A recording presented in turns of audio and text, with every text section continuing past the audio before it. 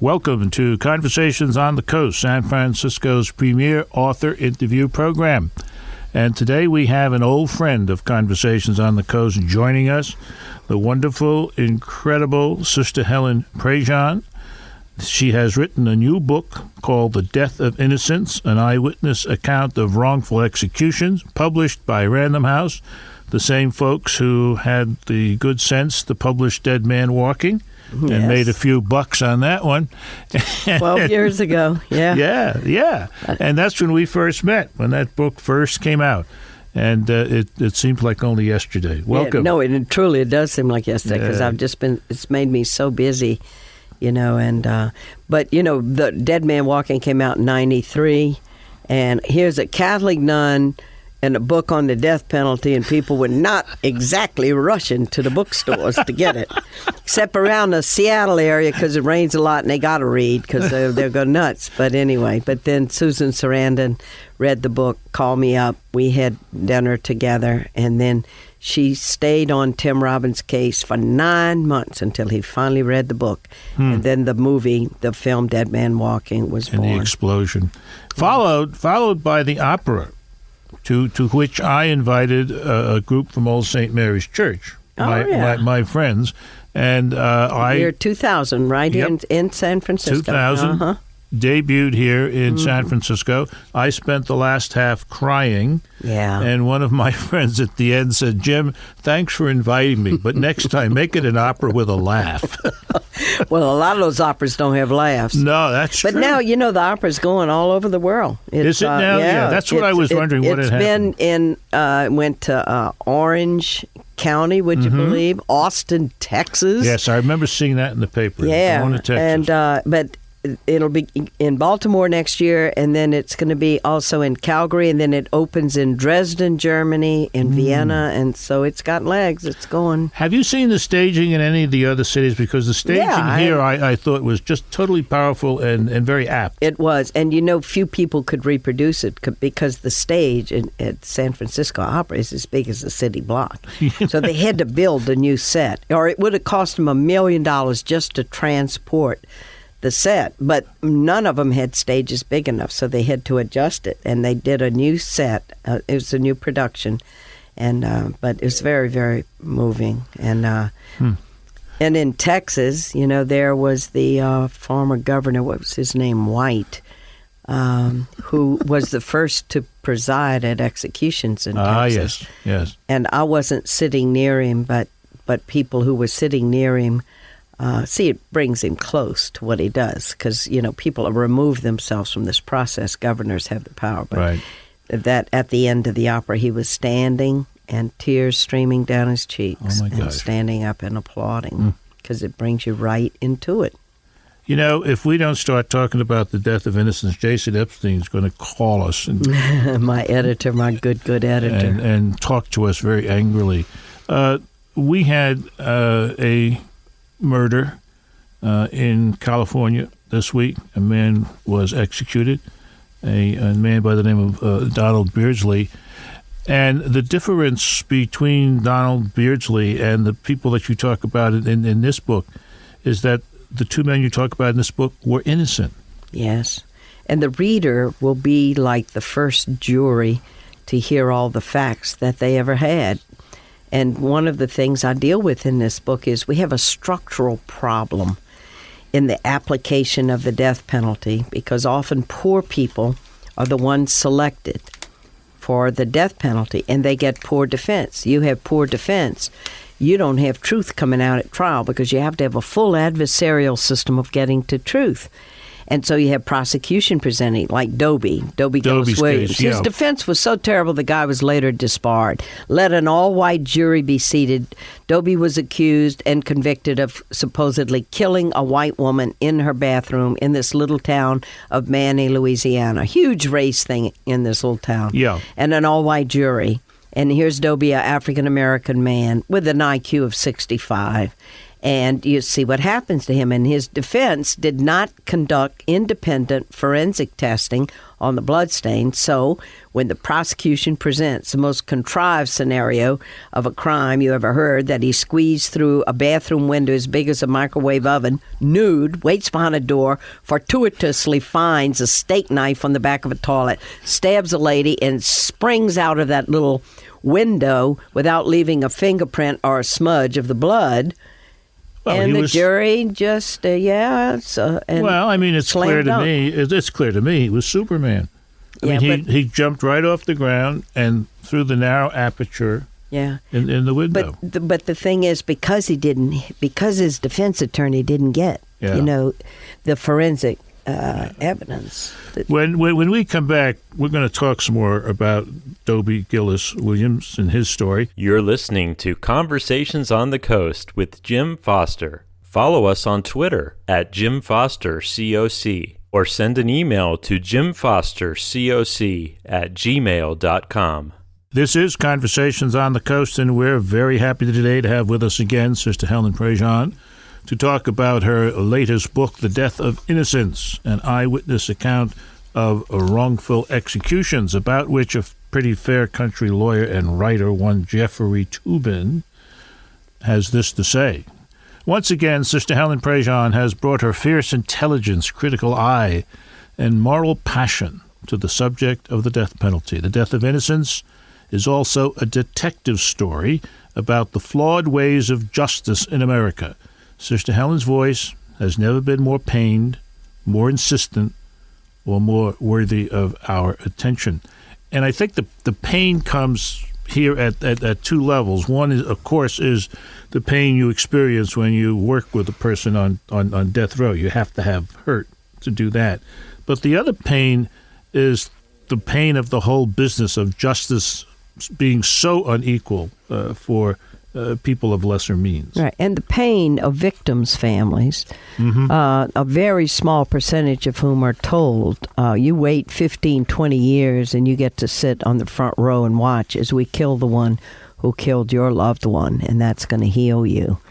But the pain in this book, which the reader will experience too vicariously by reading the story. See, the intimate thing about reading is that the one telling you the story can take you there. And so people in their own imagination and in their own hearts are going to have to go through the death of Dobie and the man afterwards, Joseph Odell, too. And by the time they come to that point in the book, they're going to know, oh my God, we're killing someone who in all probability is innocent. Yeah.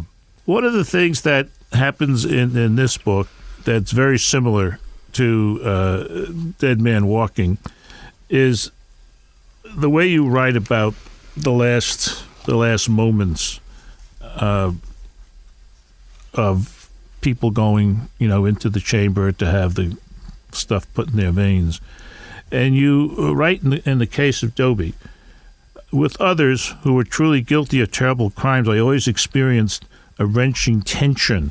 On the one hand, abhorring their crimes against innocent victims, and on the other, feeling compassion for them in their tortuous ordeal. But Dobie, I feel only compassion for him and his family, and a roaring anger at the injustice and cruelty done to him this night and over the past 14 years.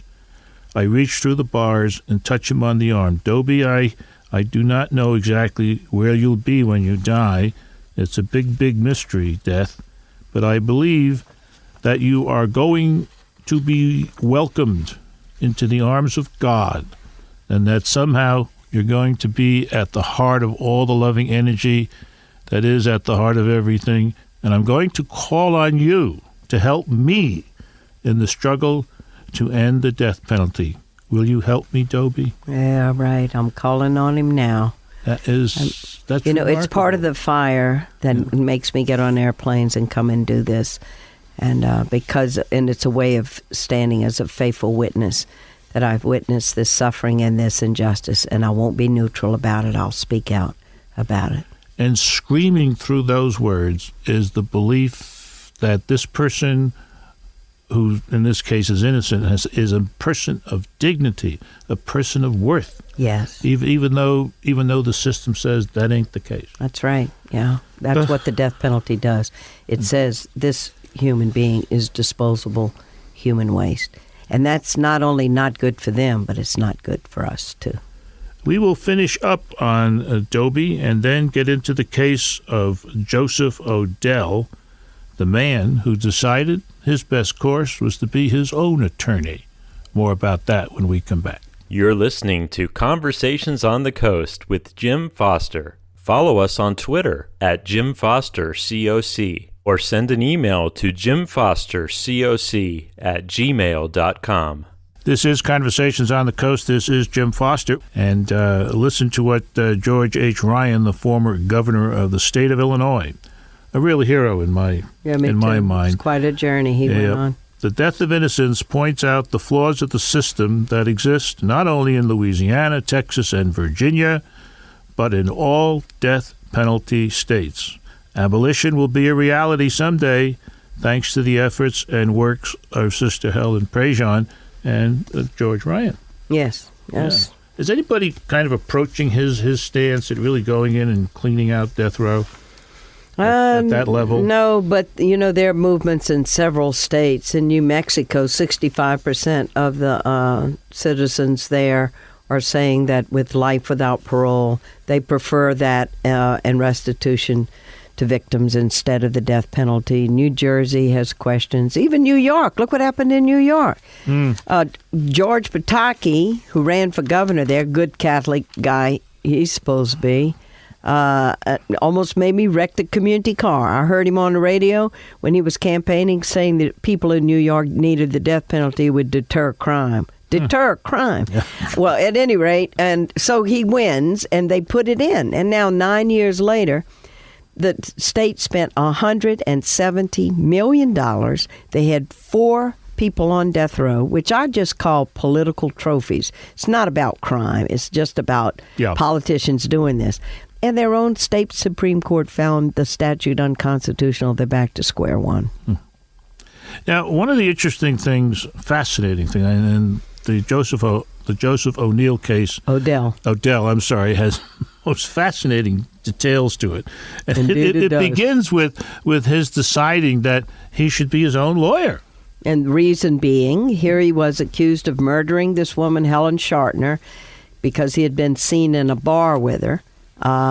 And the lawyer that was appointed to him, he began to distrust more and more because he felt he was going and telling the prosecution everything. So he said, I'll defend myself. His lawyer is telling the prosecution? Well, I mean, you have to understand, when you don't have money to hire your own counsel, and that person's going to be appointed by the court, or you're given an indigent defender, and that's the structural flaw in our system, the whole thing.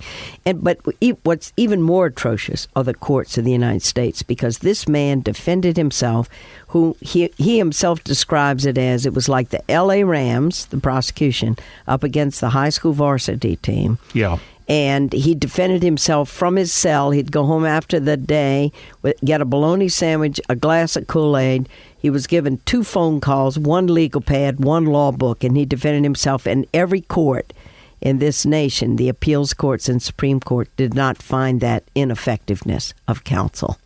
And his case went all the way up to the Supreme Court a couple of times.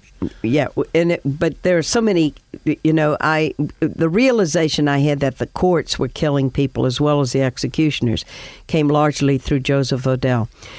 All the issues that happened at your trial where you feel your constitutional rights were violated, either due process or, right to the jury and all that, when it was appealed to the state Supreme Court, the lawyers wrote one wrong word on the appeal. They wrote motion for appeal instead of petition for appeal, and the state Supreme Court of Virginia refused to look at any of his issues.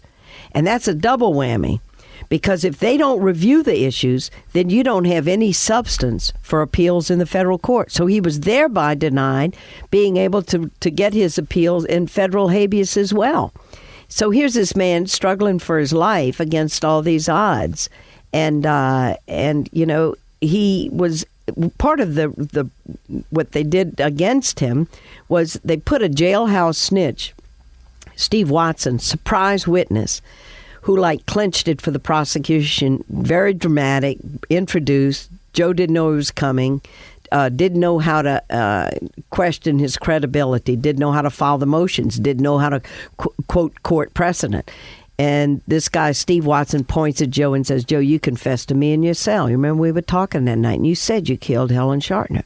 And Joe said, Steve, you know I didn't say that. He said, yeah, you did. Well, so one time he cried out in the court, you're a liar, you're a liar, you're a liar. Yeah. Other than that, he was very self-contained. And then the drama, and then this for later is, took me 5.5 years to write this book, long enough for Steve Watson to contact me like a year ago. Yeah. And crying and saying, what do? I lied. They killed Joe. Now I've retired, and he keeps coming into my living room. I keep seeing his face. What do I do? This has been this week's Conversations on the Coast. Sister Helen Prejean. Follow us on Twitter at Jim Foster COC, or send an email to jimfostercoc@gmail.com.